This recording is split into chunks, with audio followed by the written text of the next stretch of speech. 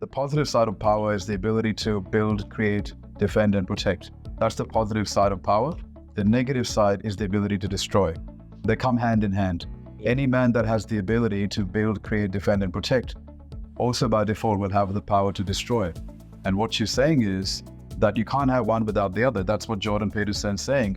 He's saying the only man that can be trusted is a man who can destroy but chooses not to destroy. Not the man who has no ability to destroy, because that man is not powerful, and that man cannot be trusted with leadership because he's not powerful. That's really the point about power, but it's the ability to build, create, defend, and protect.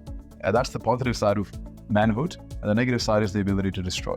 And men can do that as well. So that's why if you consume by emotion, you will use the negative side of power instead of the positive side of power. You'll use that disproportionately.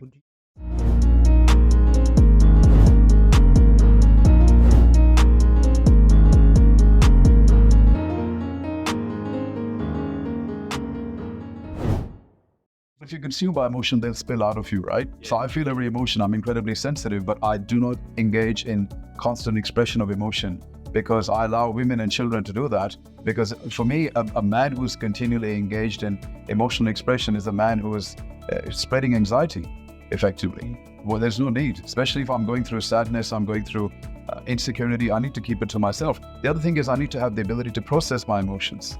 I don't need to consistently sit down with a group of guys or girls and discuss everything that I'm feeling, because it takes away my power to process my emotions and understand what they are. But I feel every emotion, but it's interesting, a lot of people will look at somebody like me. I have a poker face, I don't really smile a lot, but it's interesting, a lot of people will assume that I'm emotionless, right? Because I'm not engaging with overt display of emotion. The other problem is, and this has been proven, instinctively women disrespect and lose their respect for men who engage in too much emotional expression as well. Even though women will encourage men to do it, that's the logical side of a woman's brain saying, hey, you should express your emotion more. The instinctive biological side of her will actually lose attraction for a man who does it. And that's where logic and biology are very much in conflict with each other. I think you should express it after you understood it and you processed it, rather than expressing it at all stages, all the time, as soon as you feel it.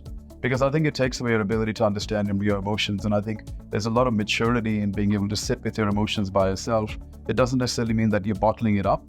Bottling it up is not actually understanding it, suppressing it. Yeah. You're actually trying to deal with it by yourself.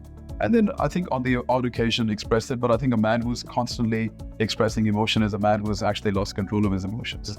I would not trust that man with any leadership position. Men in the 60s and 70s, hairy-chested, smoking Marlboro, that get into fights, they'd all be fixing cars. That's what this man in the 60s or 70s were like.